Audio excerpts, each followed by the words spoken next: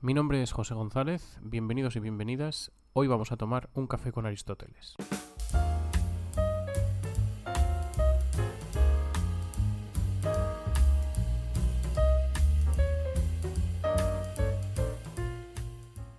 Para Aristóteles la felicidad es algo sumamente importante, tan importante que la define como el fin último de los seres humanos.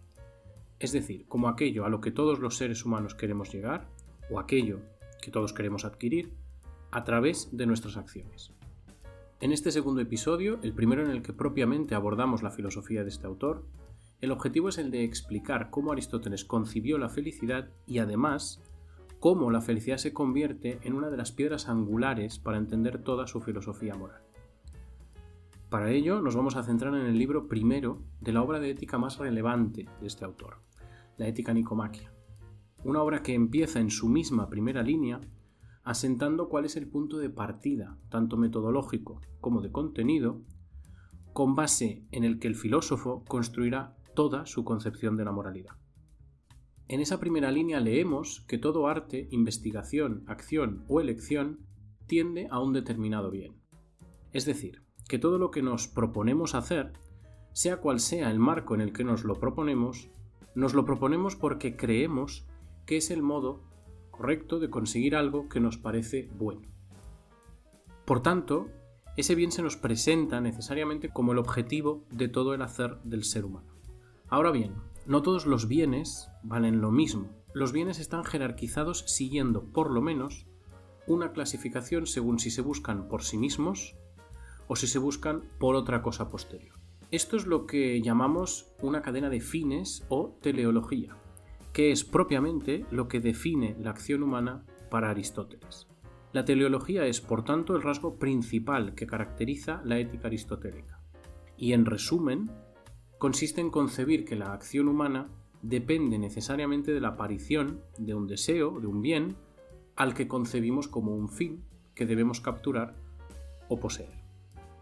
Con todo, si esta cadena de fines que definen la acción humana solo dependiera de bienes que van apareciendo uno detrás de otro y que nosotros vamos queriendo, entonces podría pensarse que tal cadena es una cadena infinita, es decir, una cadena sin final que depende de la casualidad o del capricho, pero que no sigue ningún criterio más allá de ir encadenando, más o menos arbitrariamente, unos deseos con otros. No obstante, para Aristóteles mereció la pena que nos hiciéramos, al menos, la pregunta acerca de si esto es así o de si hay alguna dirección definida por nuestra propia naturaleza en esa cadena de fines. La pregunta consistiría, por tanto, en si existe algún fin que se quiera por sí mismo sin quererlo porque nos sirve para conseguir algo posterior. La respuesta de Aristóteles es que sí, que existe ese bien que queremos por sí mismo y que no nos sirve para nada que viene después. Un bien que cuando lo alcanzamos nos otorga suficiencia y compleción. Y este bien es el que llama felicidad o eudaimonía. La felicidad es, por tanto, el bien supremo propio del ser humano. Sin embargo, hasta este punto Aristóteles no nos ha dicho en qué consiste, sino que solo nos ha dicho que lo queremos por sí mismo y que es un criterio de suficiencia y compleción para la vida del ser humano. El propio filósofo señala ya en su tiempo que el concepto de felicidad está sujeto, en relación con su definición, a diversas disputas, puesto que entendemos la felicidad a menudo en relación con nuestras propias situaciones o intereses particulares, y no siempre atendiendo a lo que nos conviene como seres humanos racionales, sino que a menudo la entendemos en términos de lo que creemos que nos conviene en nuestra realidad inmediata. Aristóteles distingue a este respecto dos grandes opiniones básicas, la de los sabios y la del pueblo llano o regular.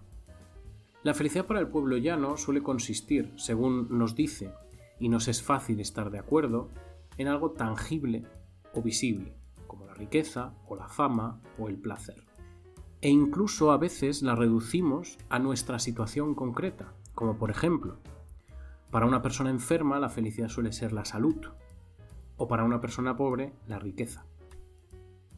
Pues bien, según Aristóteles, estas divergencias se pueden dividir en tres grandes tipos de felicidad. 2 según lo que opina el pueblo llano, ligado a lo que es tangible o a lo que es visible, y 1 según los sabios. En primer lugar, la felicidad más vulgar es la que se basa en la consecución del placer. Y esta es concebida como la más vulgar porque, entendida así, como consecución de placer, la compartimos con casi todas las formas de vida. Es decir, no nos dice ni nos aporta nada especial como seres humanos. En segundo lugar, tenemos un sentido de la felicidad basado en los honores y en la fama propias de la vida política, es decir, en el reconocimiento, en una cierta riqueza, en el poder. Y esta felicidad está más en relación con nuestra naturaleza humana, pues el modo de concebir y de vivir, por ejemplo, la fama y el poder político, no se encuentra en otros seres vivos, por lo que es algo propiamente humano, aunque no es tampoco lo más propio, en tanto que, podríamos decir, nos obliga muchas veces a vivir alejados de lo que es correcto, o de la verdad, o de la rectitud moral. La práctica política laudable, dice Aristóteles, es la que se ejecuta con vistas a lo que es bueno, y no con vistas a la fama o al provecho propio. Por último, el tercer sentido de la felicidad, y el que sí es propiamente del ser humano, es el que entiende la felicidad como una actividad contemplativa, es decir, ligada al estudio, al conocimiento y a la rectitud moral.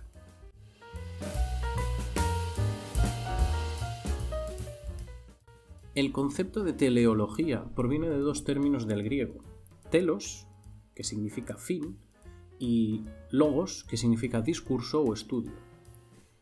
Tenemos en nuestra vida diaria muchas palabras, normalmente disciplinas, que tienen una estructura similar, como psicología, o biología, o dermatología. En todos los casos, esta estructura nos dice que tal término hace referencia al estudio de algo. En psicología, al estudio de la psique o de la mente. En odontología, el estudio de los dientes. En biología, el estudio de la vida. En el caso de la teleología, hablamos tanto de un contenido como de una metodología en sí misma. La teleología es el estudio de la cadena de fines que motivan el hacer humano. Por lo que se refiere, por un lado, en cuanto a contenido, a la naturaleza de esos fines, telos, y por otro, a cómo se motiva la acción, es decir, a su aspecto metodológico. Bien, pero ¿cuál es la posición de Aristóteles frente a todo esto que hemos dicho? ¿Qué es lo que propiamente propone el filósofo, su propia concepción de la felicidad del ser humano? Primero de todo está claro que partimos de la conclusión de que la felicidad es un fin en tanto que motiva nuestras acciones. Y por el hecho de motivar nuestras acciones, es decir, de que lo queremos, es también para nosotros un bien. Pero, ¿es un bien de qué tipo? ¿Es un bien por sí mismo, es decir, perfecto y completo? ¿O es un medio, o sea, un bien que buscamos por algo posterior? Para descubrir esto sería útil que hiciéramos un breve experimento mental de introspección en el que nos preguntemos por qué hacemos lo que hacemos. ¿Cuál es la razón por la que nos proponemos unas u otras cosas? ¿Por qué perseguimos nuestros intereses? ¿Por qué vamos a trabajar? ¿Por qué nos entretenemos en el cine los fines de semana? ¿Por qué leemos literatura? Si nos paramos a examinar todo lo que hacemos durante el día, o durante nuestra vida en general, casi siempre encontraremos algo posterior a lo que nos lleva lo que sea que hacemos. Pero siempre hasta cierto punto. Por ejemplo, el fin del estudio para un adolescente es aprobar un determinado curso, en última instancia, graduarse. Graduarse, por ejemplo, de la educación secundaria o del bachillerato, no es algo que se haga por sí mismo, sino que se hace con el objetivo de llegar a un ciclo formativo superior o a la universidad. Lo que se hace con el objetivo de trabajar de algo que nos satisfaga. Y a su vez vamos a trabajar para ganar dinero, pero no por el dinero en sí mismo, sino porque el dinero nos permite adquirir bienes y servicios que nos aportan distracción, ocio, conocimiento, placer o, en definitiva, felicidad. Sin embargo, del mismo modo que para esta cadena de fines tenemos siempre más o menos clara una respuesta a un eventual ¿para qué?, como ¿para qué estudio?, ¿para qué trabajo?, ¿para qué quiero tener dinero?, lo cierto es que responder a la pregunta ¿para qué soy feliz?, nos resulta extraño. ¿Cuál es la finalidad de ser feliz si no es ya el ser feliz mismo? Esto significa que la felicidad no es solo un bien deseable y deseado, sino que también es perfecto y suficiente. Suficiente porque nos otorga compleción a nuestra vida es decir, no tenemos necesidad de nada más posterior una vez la conseguimos. Y perfecto, porque al adquirirlo, adquirimos algo que es propio genuinamente del ser humano y arraigado a su naturaleza. Sumamos características, por tanto, a la concepción aristotélica de la felicidad y decimos que la felicidad es un bien, por tanto un eventual fin, de hecho un fin, y es perfecto y es suficiente. El siguiente paso es atender a cuál es el contenido, puesto que habíamos dicho ya que lo que es la felicidad en el sentido de en qué consiste es un asunto controvertido. Pues bien, la felicidad propia del ser humano, como ya hemos avanzado antes, debe ser aquella que solo es posible para el ser humano, o sea, la que está más de acuerdo con su propia naturaleza. El ser humano es, para Aristóteles y para la mayoría de los pensadores durante toda la historia, si no para todos, un animal racional y de hecho el único animal racional, lo que implica que su racionalidad es aquello que lo define y lo distingue del resto de los seres vivos. Por tanto, no es difícil concluir que lo que le es más propio, es decir, su función o su ergon, debe consistir en una actividad racional, que es el ejercicio propio de la facultad de la racionalidad que define al ser humano. Y una actividad racional realizada con excelencia, es decir, de acuerdo con el ejercicio de la virtud, ya que el mejor ejercicio de una facultad es la que la convierte en una facultad excelente, y durante una vida entera, ya que nada se perfecciona hacia su mejor versión si no es con mucha práctica y mucha repetición. Y mucha práctica y mucha repetición implica mucho tiempo. En definitiva, y para cerrar esta aproximación al concepto de felicidad que Aristóteles expone en la Ética Nicomaquia, conviene señalar que la felicidad no exige una vida entera por capricho del autor, sino que exige una vida entera porque hay muchas cosas que conseguir previamente a poder decir que uno es o está siendo feliz. Para empezar, y aunque esto pueda parecernos trivial, no se puede ser feliz sin estar sano y debidamente comido, es decir, sin poseer determinados bienes del cuerpo.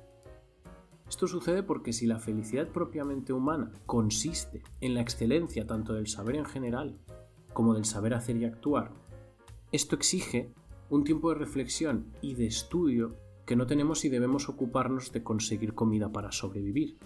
He aquí una de las razones principales por las que, históricamente, tradicionalmente, el filosofar es una actividad de ricos. Por otro lado, no se puede ser feliz sin bienes externos, y muy concretamente, sin amigos.